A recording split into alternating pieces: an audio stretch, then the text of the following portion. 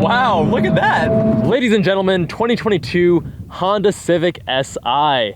This is the same platform, same generation as the current FL5 Honda Civic Type R, as well as the Acura Integra Type S that my buddy Fenton's son now owns. Check him out on the Zygon YouTube channel. Big thanks to him for making this review possible. And today the question is, how does this compare? Because this car is only $29,000, which is insane to me because this thing, I mean, the price, the performance, the interior quality, like I'm just blown away by what you can get for $29,000 today from Honda. And this car also weighs below 3,000 pounds, which is insane because this is a small sedan that weighs less than 3,000 pounds in the 2020s. We're powered by a turbo inline 4 making 200 horsepower and 192 pound-feet of torque. Comes with a mechanical LSD standard. I wish Porsche would do the same.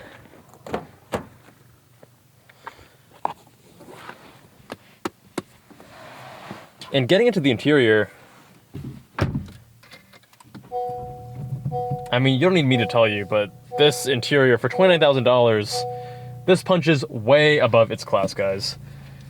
Nice design, nice materials. I mean, look at these little details, right? The red insert, this fake, it's not even carbon fiber, I'm not sure what it's trying to be. But these little trim pieces add a lot to the experience. You don't have too much of this piano black. Really nice place to be, physical HVAC with this nice click, click, click. We gotta love that. Now, in terms of drive modes, we're kind of limited.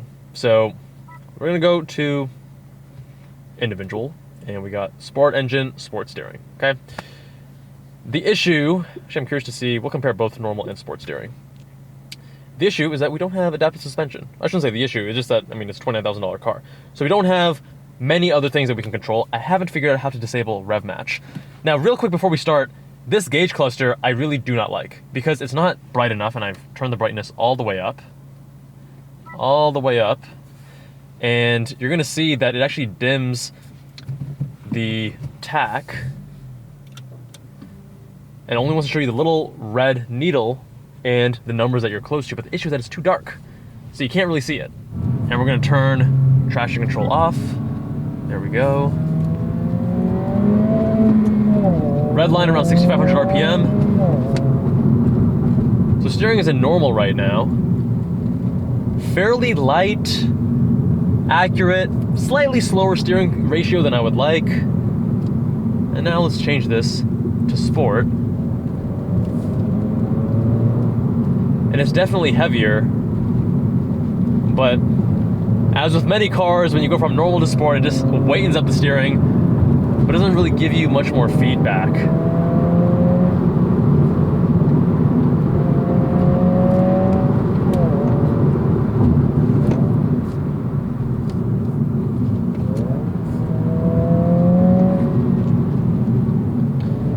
The first words that come to mind when I'm driving this car are soft.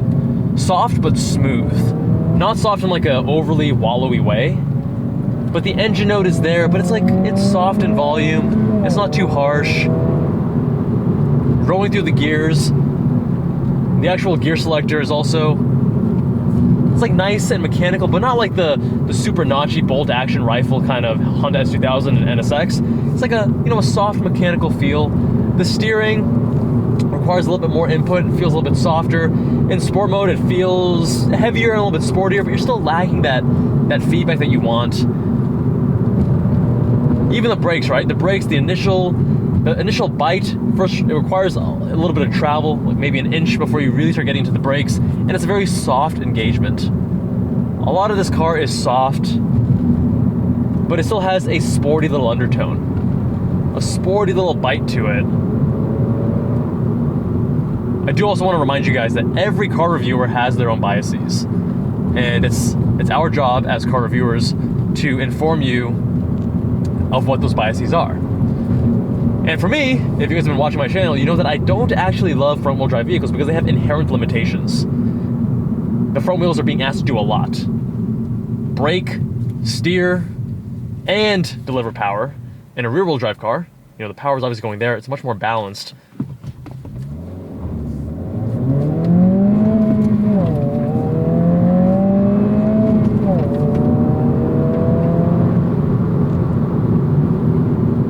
It does feel a little bit sluggish.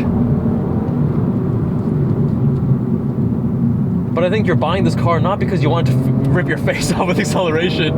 You're buying it because it's an insanely good value, it's sporty, and it's fun. But going back to my biases, right? I love steering, and I love throttle-induced oversteer. And with front-wheel drive vehicles, you just can't get that. Now, I've heard some other reviewers call the Civic Type R the Porsche 911 GT3 for the people. And I strongly disagree with that statement for many, many reasons. And just keep in mind, everyone has different biases and preferences. And for me, the limitations of front-wheel drive are very apparent whenever I'm driving it hard on the canyon. So is there throttle steer here? Absolutely. And if you're okay with that, Chris from the Topher channel, fantastic guy, love him to death. He actually told me he finds throttle steer fun. I was like, that is such a cool way of framing it. So rather than reframing it as this is a thing that really corrupts the steering feel and takes pleasure away, because I don't quite know exactly what the front wheels are doing from just steering feedback, which is, where I initially would comment. He says, well, it's kind of fun because it's like this other element now, this X factor of steering input from front-wheel drive vehicles only.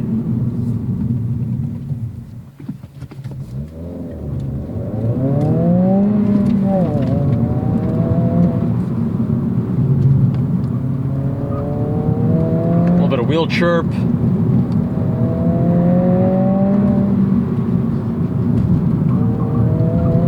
Oh, wow, look at that. Look at it clawing for grip. Wow. Barely any understeer there.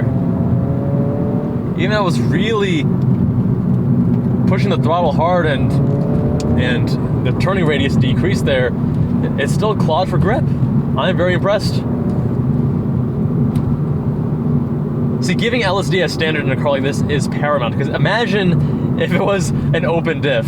You would really feel the compromise of a front-wheel drive vehicle in that case. The LSD here is really well dialed in and just aggressive enough where it's actually helping you maintain the intended line. You're not washing out to understeer.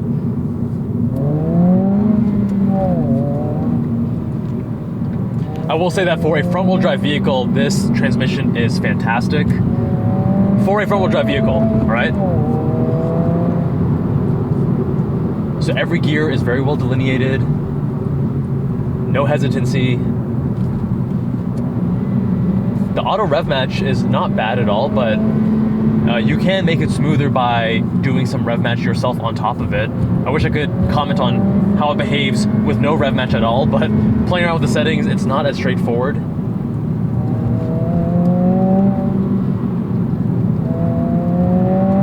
You're getting a lot of the driving experience and enjoyment at a much cheaper price compared to something like the Civic Type R or the Integra Type S.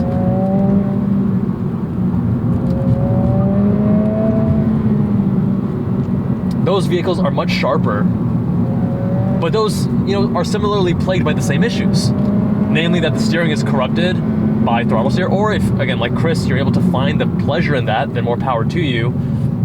The transmission, it doesn't feel too different. It's a nice transmission. It's great for a front-wheel drive vehicle. And because this comes with an LSD that's actually quite well tuned, you're able to really claw for grip exiting corners. Much better than most other front-wheel drive vehicles.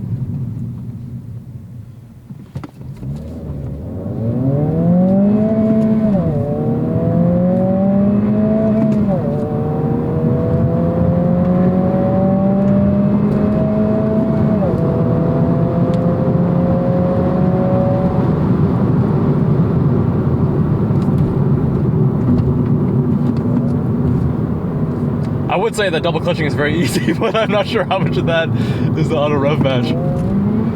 Now granted, keep in mind you are missing out on some of the more trick components of the Civic Type R and Integra Type S, like the dual axis McPherson strut front suspension.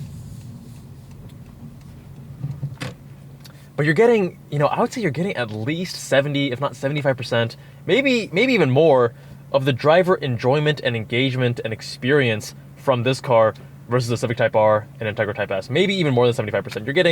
You're getting really an enjoyable driving experience here. And I think for $29,000, if you're okay with the compromises that come with a front wheel drive vehicle, man, this is insane value, guys. This is such a great vehicle. Is it for me? No, again, based on my biases, for steering and throttle-induced oversteer, definitely not for me. One issue I do have is that this doesn't like being shifted fast because it has pretty bad rev hang, so you have to be very patient with it. The gearbox can handle it, but it's more just the engine. It takes a long time to come back. But if you are looking for a vehicle that is front-wheel drive, that is practical, that is still fun to drive, look no further. Fantastic. Guys, let me know what you think with a comment down below. Much love, my friends. Visit us on jubbalandcars.com if you want your car reviewed. Fill out the form on the homepage. Subscribe if you haven't already, and I'll see you all in that next one.